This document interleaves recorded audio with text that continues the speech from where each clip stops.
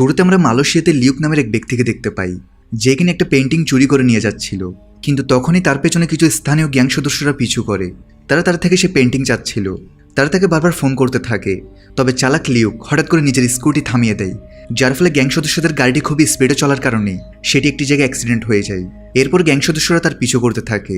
তবে এলাকাটিতে যেহেতু বেশি দোকানপাট আর ভিড় লেগে থাকে, তাই লিউক সুযোগ পেয়ে যায় গলিগুলোর মধ্যে দিয়ে পালানোর জন্য। সে সোজা রেল স্টেশনে পৌঁছে যায়। তবে ট্রেন মিস না হওয়ার জন্য সে তার স্কুটিকে সরাসরি রেল স্টেশনের ট্র্যাকে নিয়ে যায় এবং কোনোভাবে একটি ট্রেন ধরে গুন্ডাদের হাত থেকে মুক্তি পায়। রাতে ঘুমানোর সময় সে একটি স্বপ্ন দেখে, যেখানে সে তার চোখের সামনে একটি সোনালী মাস্ক দেখতে পায়। মনে হচ্ছিল যেন ওর আলো লিউককে কিছু বলছে।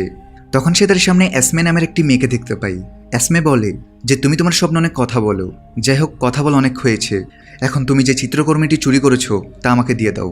আমাকে এই চিত্রকর্মটি আমার বসকে দিতে হবে। লিউক তা দিতে অস্বীকার করে।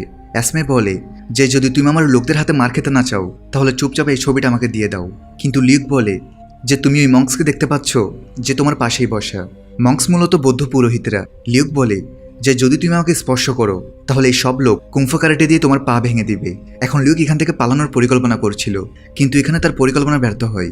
তাদের মধ্যে তুমুল লড়াই শুরু হয়। শেষে লিউক কোনোভাবে এসমেকে একটি ঘরে আটকে রেখে সেসব গুন্ডাদের তাড়িয়ে দেয় এবং ট্রেন থেকে লাফ দেয়। তারপর সে তার বন্ধুকে ফোন করে, যেখানে তার বন্ধু বলে যে প্রায় 1 ঘন্টা হাঁটার পর তুমি কাছে একটি বাস স্ট্যান্ড দেখতে পাবে। সেখানে পৌঁছানোর পর তুমি এখান থেকে পালাতে পারবে। অন্যদিকে আমরা লিউকের বোন শার্লেটকে দেখতে পাই, যে অনেক টেনশন করছিল, কারণ তার স্বামীর সাথে তার ডিভোর্স হয়ে যাচ্ছে আর তার ছেলের কাস্টাডি নিয়ে সে আইনি লড়াই লড়ছে। শার্লেট একটা মিউজিয়ামে কাজ করে, যেখানে তাদের ডেইলি রুটিন হচ্ছে জিনিসপত্রকে পরিষ্কার রাখা, সেগুলোর দেখভাল করা আর এখানে ঘুরতে আসা শিশুদের গাইড করা। এরই মাঝে তার সাথে তার ভাইয়ের দেখা হয়। শার্লেট অবাক হয়ে বলে তুমি এত বছর পর এখানে কি করছো? তাদের মধ্যে ছোটবেলার সম্পর্কিত কিছু কথা হয়, যেখান থেকে জানা যায় যে তাদের বাবা ছিল একজন মহান অভিযাত্রী, অর্থাৎ তিনি প্রাচীন জিনিসপত্র খুঁজতে পছন্দ করত। তাই লিউক বলে আমরা যেহেতু তার সন্তান তাই আমাদের ভেতরেও সেই সব গুণ রয়েছে। লিউক এভাবে শার্লেটকে তার কথোপকথনে ভুলিয়ে হ্যাড অফ ক্রাইস্ট নামের একটা চিত্রকর্ম চুরি করে পালিয়ে যায়। এখন শার্লেটে তার পিছু করে জাদুঘরের বাইরে আসে, যেখানে লিউক ফ্যান্সি কারে তার জন্য অপেক্ষা করছিল। অনিচ্ছাকৃতভাবে শার্লেট ছবিটি নিতে গাড়িতে বসে, কিন্তু তারপর পুলিশ সেখানে এসে পড়ে, যেই কারণে লিউক গাড়ি নিয়ে পালিয়ে যায় এবং পুলিশ এখন তাদের তাড়া করতে শুরু করে। এখানে একটি ভালো ধাওয়া পাল্টা ধাওয়া শুরু হয়। লিউক গাড়িটি একটি বড় ট্রেলার ট্রাকে লুকিয়ে রাখে, যার কারণে সে পুলিশের হাত থেকে বেঁচে যায়। লিউকের 2 সঙ্গী প্যাট্রিক এবং ডেভ এই ট্রেলারে ছিল। লিউক পেন্টিংটি প্যাট্রিককে দেয়। প্যাট্রিক সেই পেন্টিংয়ে কিছু বিশেষ সূত্র খুঁজে বের করার চেষ্টা করে। এখন তারা কী সূত্র খুঁজে বের করার চেষ্টা করছে তা আমরা পরে জানতে পারবো।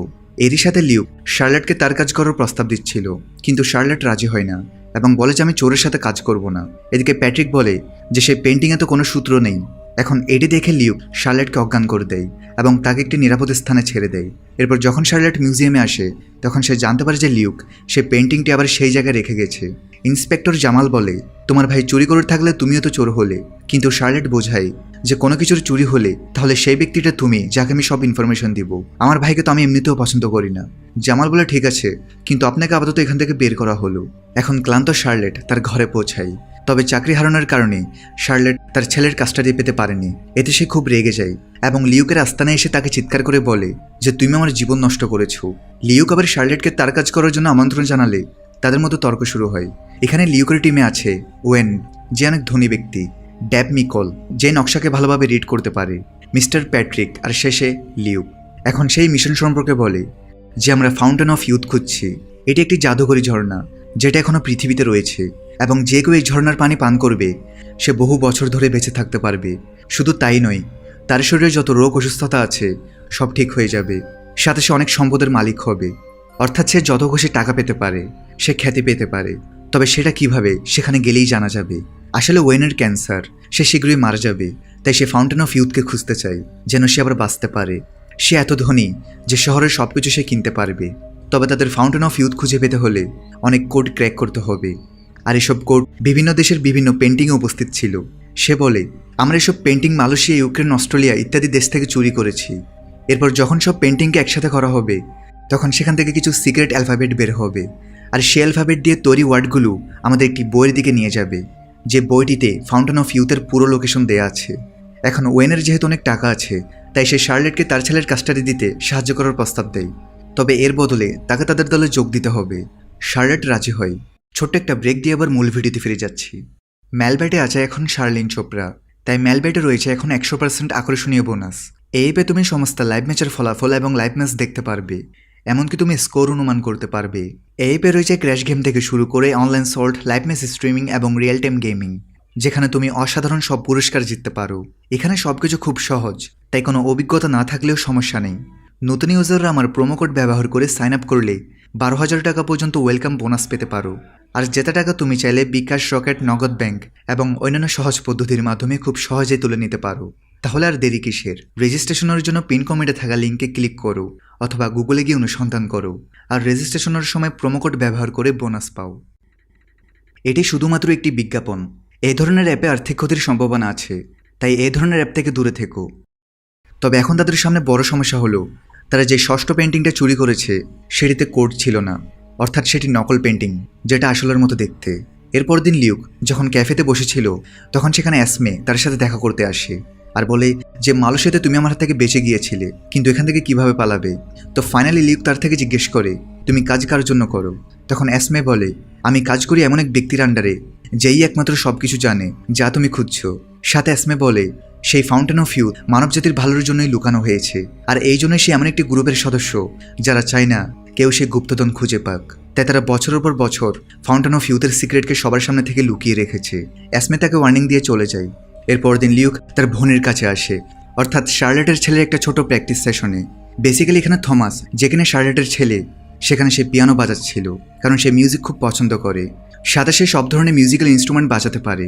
যাই হোক, এখানে লিউক শার্লেটকে নিয়ে তাদের মিশনে বের হয়ে যায়। এরপর তারা প্রশান্ত মহাসাগরে একটা বড় শিপ নিয়ে পৌঁছে যায় আয়ারল্যান্ডে, যেখানে সূত্রমতে সেই 6 নম্বর আসল পেন্টিংটা এখানে ডুবে যাওয়া একটা শিপের মধ্যে রয়েছে। তারপর তারা ছোট ছোট কিছু সাবমেরিন সেই ডুবে যাওয়া বড় জাহাজটির কাছে পাঠায়, সাথে সেখানে গ্যাস বেলুন লাগিয়ে দেয় যেন জাহাজের সেই অংশটি পানির উপরে ভেসে ওঠে। এরপর শার্লেট আর লিউক সেই জাহাজের মধ্যে প্রবেশ করে, যেখানে তারা অনেক কিছু দেখতে পায়, যেমন পুরনো নেকলেস, আসবাবপত্র ইত্যাদি। তবে ঠিক সেই সময় অ্যাসমের টিম সেই জায়গায় পৌঁছায়। তবে সে আসার আগে তারা মিস্টার ভ্যান্ডারভিলের লকার খুঁজে পায়, আর সেটাকে ভেঙে চোরা তারা ফাইনালি পেন্টিংটা পেয়ে যায়। তবে লিউক আর শার্লেট বের হওয়ার সময় অ্যাসমে তাদের পথ আটকায়। চারদিক থেকে অ্যাসমের সোলজাররা তাদের ঘিরে ফেলে। শার্লেট জিজ্ঞেস করে এটাকে। আসলে লিউক অ্যাসমের সিক্রেট গ্রুপের ব্যাপারে শার্লেটকে কিছু বলেনি। এরপর অ্যাসমের গ্রুপ আর লিউকের গ্রুপের মধ্যে লড়াই শুরু হয়, যেখানে লিউক অ্যাসমের অনেক সদস্যদের হারিয়ে দিলেও অ্যাসমে শেষে শার্লেটকেই ধরে হুমকি দেয় যে সে যদি পেন্টিংটা না দেয় তাহলে সে শার্লেটকে মেরে ফেলবে। তবে লিউক পেন্টিংটা দিতে মানা করে দেয়। তাদের কথাবার্তার মধ্যে সুযোগ পেয়ে শার্লেট নিজেকে ছাড়িয়ে অ্যাসমেকে ধাক্কা দিয়ে নিচে ফেলে দেয়। ওদিকে ততক্ষণে শিপের মধ্যে গোলাগুলি হওয়ার কারণে বাইরের বেলুনগুলো ফেটে যায়, যার ফলে জাহাজ ডুবতে শুরু করে। ওয়েনের টিম শার্লেট আর লিউককে রেস্কিউ করে ফেলে। এখন শার্লেট অনেক রেগে আছে, কারণ তার ভাই লিউক একটু আগে পেন্টিংটার বদলে তাকে বাঁচাতে চাইছিল না। লিউক তাকে বোঝায় যে অ্যাসমে তোমাকে কখনোই মারবে না, সে শুধু ভয় লাগাচ্ছিল। তবে শার্লেট রাগ করে সেখান থেকে চলে যায়। খুশির খবর হচ্ছে তারা যে পেন্টিংটা পেয়েছে সেটা আসল। এরপর দিন শার্লেটের কাছে তার স্বামী ফ্র্যাঙ্কের কল আসে। সে বলে হঠাৎ করে জাপানে সে একটি বড় জব পেয়েছে, যেটার স্যালারি তার এখানের জবের তুলনায় অনেক বেশি। তবে জবটা পাওয়ার জন্য তাকে 1 বছর জাপানেই থাকতে হবে, তাই সে তার সাথে থমাসকে রাখতে পারবে না। আর এই জন্যই ফ্র্যাঙ্ক থমাসকে 1 বছরের জন্য শার্লেটকে দিয়ে যেতে চায়।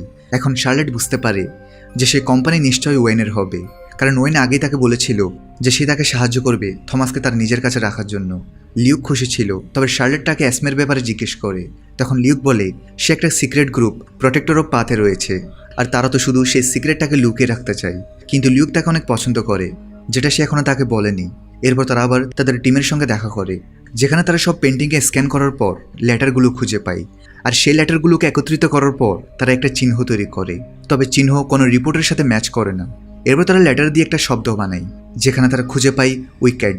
শার্লেট বলে এইসব পেন্টিং 1600 সালের আগে, যখন কিংস জেমসের রাজত্ব চলছিল, যার আন্ডারে মোট 6টি রাজ্য আসত। কিন্তু জেমস একটা বাইবেল পাবলিশ করেছিল, কিন্তু সেটাতে ট্রান্সলেশনের কিছু সমস্যা ছিল, যার কারণে মানুষ সেই ভার্সনটাকে উইকেড বাইবেল বলে ডাকে। এখন তারা বুঝতে পারে যে তাদের সেই উইকেড বাইবেলটা খুঁজতে হবে, যেখানে ক্লু রয়েছে। লিউক বলে যে সেই বাইবেল এখন অস্ট্রিয়াতে আছে। তবে তারা সেখান থেকে বের হওয়ার আগেই জামাল এসে তাদের সবাইকে অ্যারেস্ট করে। সে শার্লেটকে বলে যে সে তার ভাইয়ের সাথে যোগ দিয়ে অনেক বড় ভুল করেছে। সে এখন ক্রিমিনালের লিস্টে পড়ে গিয়েছে, আর এখন সরকার তার ছেলের কাস্টাডি তাকে দিবে না। জামাল এবার সব পেন্টিং দেখে, যেগুলো সব চুরি করা হয়েছে। কিন্তু জামাল সেগুলো নিয়ে যাওয়ার আগেই সেখানে ওই গ্যাং সদস্যরা চলে এসে জামালদের সব সোলজারদের গান পয়েন্ট করে ফেলে। গ্যাং লিডার কাসেম বলে যে সে তাদের ঠিকানা জানতো না, তবে সে জামালের পিছু করেছে আর তার মাধ্যমে এখানে এসে তাদের পেয়েছে। লিউক অফার করে যে সে সব পেন্টিং নিজের কাছে রাখতে পারে, কারণ এগুলোর দাম কোটি টাকা, তবে এর বদলে তাদের ছাড়তে হবে। কাসেম এই অফারে রাজি হয় আর সে লিউককে ছাড়া তার পুরো টিমকে যেতে দেয়। তবে যখনই সে পেন্টিং নিতে যাবে তখন লিউক লড়াই শুরু করে দেয়, যার ফলে সেখানে থাকা সোলজাররা সুযোগ পেয়ে গ্যাং সদস্যদের মারতে থাকে। লিউক কোনো মতে একটা বোর্ড দিয়ে তার টিমের সাথে বেরিয়ে পড়ে। এদিকে জামাল সব পেন্টিং নিজের দখলে নিয়ে নেয়। ওদিকে লিউক থেকে একটা ভিশন আসে, যেখানে তার অনেক পিপাসা পেয়েছে আর তার সামনে ফাউন্টেন অফ ইউথের পানি ছিল, যেটা সে পান করে ফেলে। তবে সে দেখে যে পানি পান করতেই তার সামনে শার্লেট আর থমাস দুজনে বিদ্ধ হয়ে মারা যাচ্ছে। তাই লিউক সে গ্লাসটা সেখানেই ফেলে দেয়। এখন বিমানের মধ্যে শার্লেট তার স্বামীর মন্দ বলতে থাকে যে সে অন্য মেয়ের সাথে তার স্বামীকে দেখেছে, তাই সে তার থেকে আলাদা হয়ে গিয়েছে আর এখন সে তার ছেলেকে তার থেকে দূরেই রাখতে চায়। ওদিকে লিউক বলে সে শুধু তার বাবার স্বপ্ন পূরণের জন্য এই মিশনটা কমপ্লিট করছে। সে ফাউন্টেন অফ ইউথ পুরো পৃথিবীর সামনে আনবে আর তার বাবার নাম উজ্জ্বল করবে। এখন এখান থেকে তারা অস্ট্রেলিয়ার সেই মিউজিয়ামে পৌঁছায়, যেখানে লিউক প্যাট্রিককে বাইরে রেখে ভেতরে ঢুকে যায়। ওদিকে পাশের রেস্টুরেন্ট থেকে থমাস আর ওয়েন তাদের দেখছিল। থমাস জিজ্ঞেস করে তুমি কত ধনী? ওয়েন রিভিল করে সে এত ধনী যা কেউ কল্পনা করতে পারবে না, তার কাছে অনেক প্রাইভেট জেট আছে। এদিকে লিউকরা লাইব্রেরিয়ানের সাথে উইকেট বাইবেলটা দেখতে থাকে। তখনই উপরে অ্যাসমে চলে আসে, যে তার টিমের সাথে লিউকদের খুঁজছে। তখনই লিউক তার সামনে এসে দাঁড়ায়। অ্যাসমে লিউককে ছুরি দিয়ে আক্রমণ করে আর কিছুক্ষণ লড়াই করার পর অ্যাসমে লিউককে গান পয়েন্টে নিয়ে নেয়। লিউক বলে আমরা দুজন এক লক্ষ্যে কাজ করছি। অ্যাসমে বলে আমাদের লক্ষ্য এক হতে পারে না। আসলে লিউক তার মনোযোগ সরাচ্ছিল। এরপর সে সুযোগ পেয়ে অ্যাসমেকে সেখানে লটকে দেয় আর বেসমেন্টে চলে যায়। সেই ব্যাপারে তার টিমকে বলে। তারা লাইব্রেরিয়ানকে নিজেদের কথায় ফাঁসিয়ে স্প্রে মেরে অজ্ঞান করে দেয়। তারপর তারা বাইবেল চুরি করে অন্য রাস্তা দিয়ে বেরিয়ে পড়ে। রাত হওয়ার পর তারা বাইবেলের তথ্য নেওয়ার জন্য তৈরি হয়ে যায়। আর এদিকে জামাল লাইব্রেরিতে একটি বড় সুড়ঙ্গ দেখে, যেটা দিয়ে মূলত লিউকরা পালিয়েছে। বাইবেল চুরি হতে সে খুব রেগে যায়। আর ওদিকে তো তারা 2 বার বাইবেল পড়ে ফেলেছে, কিন্তু তবুও তারা কোনো তথ্য পায় না। তারা সে পেন্টিংয়ের ওয়ার্ডগুলোও মেলানোর চেষ্টা করে, তবে এতে কোনো লাভ হয় না। সবাই টেনশন করছে তাদের কি করা উচিত। তখনই থমাস খেয়াল করে যে এগুলো তো কোনো ওয়ার্ড নয় আর না তো কোনো নাম্বার, এগুলো আসলে মিউজিক নোটস। থমাস তখন খুব সহজে তার ল্যাপটপ দিয়ে নোটসগুলোকে একটা সুরে রূপান্তর করে। শার্লেট অবাক হয়ে যায় যে তার 11 বছরের বাচ্চা একটা কোডকে ক্র্যাক করে ফেলেছে। ড্যাব তখন সে সুরটির ব্যাপারে তথ্য বের করে ফেলে, যে সুরটি আসলে ওয়ার্ল্ডের 7 ওয়ান্ডার্সের ব্যাপারে বানানো হয়েছিল। তারা তখন সেই 6টি ওয়ার্ডগুলোকে 7 ওয়ান্ডার্সের সাথে মিলিয়ে নেয়। তখন তারা মেইন লোকেশনটার ক্লু পেয়ে যায়, যেটা হলো পৃথিবীর 7টি আশ্চর্যের মধ্যে একটি ইজিপ্টের পিরামিড। আর ফাউন্টেন অফ ইউথ আসলে পিরামিডের ভেতর। এটা জানতে পেরে সবাই মিলে ইজিপ্টের উদ্দেশ্যে রওনা দেয়। ওদিকে অ্যাসমে প্রোটেক্টর অফ পাথের লিডার মিস্টার এল্ডারের সাথে দেখা করে। এল্ডার টেনশন করছিল, কারণ লিউকরা ক্লু খুঁজতে খুঁজতে ইজিপ্ট পর্যন্ত পৌঁছে গিয়েছে। এল্ডার অ্যাসমেকে একটা চাবি দিয়ে দেয়। এটা দিয়ে কি হবে তা পরে জানা যাবে।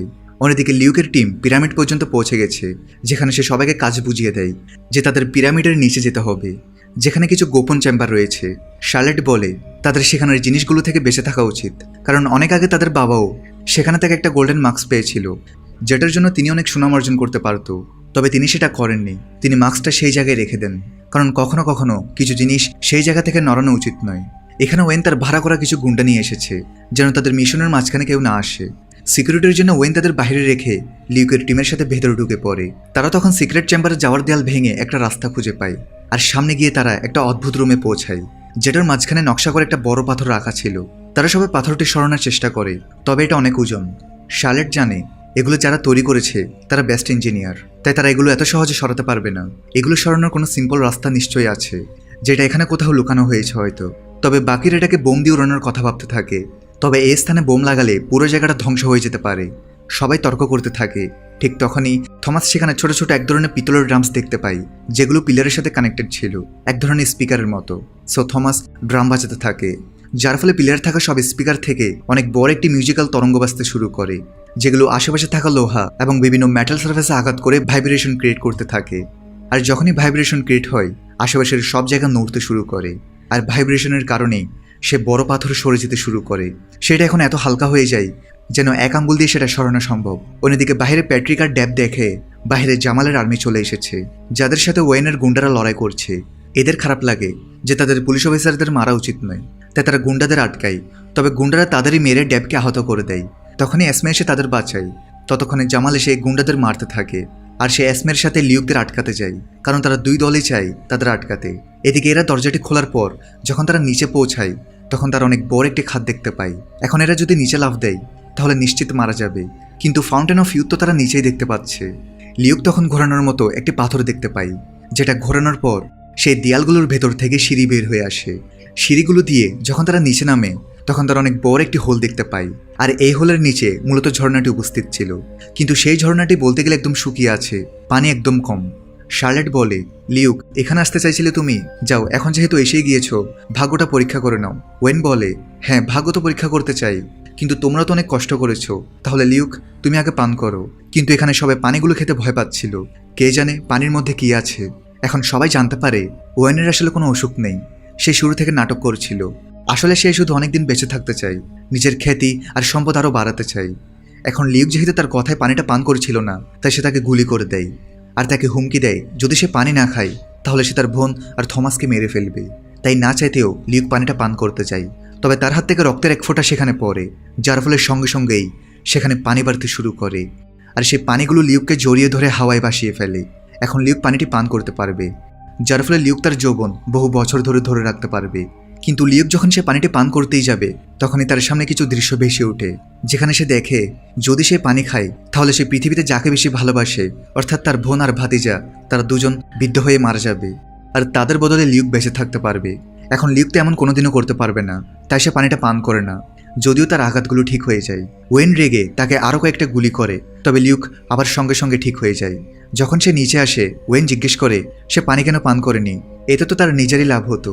যাই হোক, ওয়েন এখন নিজে ভেতরে যায় আর তার হাতে একটা কাঠ বসিয়ে সেই রক্তগুলো পানিতে ফেলে, যার ফলে সে একই প্রসেসে ওয়েন সে পানিটা পান করতে পারবে। ওদিকে এসমে আর জামাল উপর থেকে সব দেখছিল। তখনই এসমে তার হাত থেকে সেই চাবিটা বের করে, যেটা এল্ডার তাকে দিয়েছিল। আসলে চাবিটার কাজ হচ্ছে যখন কেউ ফাউন্টেন অফ ইউথে পৌঁছে যাবে তখন এই চাবিটার সাহায্যে ফাউন্টেন অফ ইউথকে আজীবনের জন্য বন্ধ করা হবে। তাই এসমে চাবিটা দিয়ে সেখান থেকে একটা দরজা খুলে, যেখানে সে ফাউন্টেন অফ ইউথকে ধ্বংস করতে চলে যায়। অন্যদিকে ওয়েন দেখে যে সে পৃথিবীতে কাউকেই ভালোবাসে না, সে শুধু নিজেকেই ভালোবাসে, নিজেরই পরোয়া করে। তাই যদি সে পানি পান করে তাহলে সে বিদ্ধ হয়ে যাবে।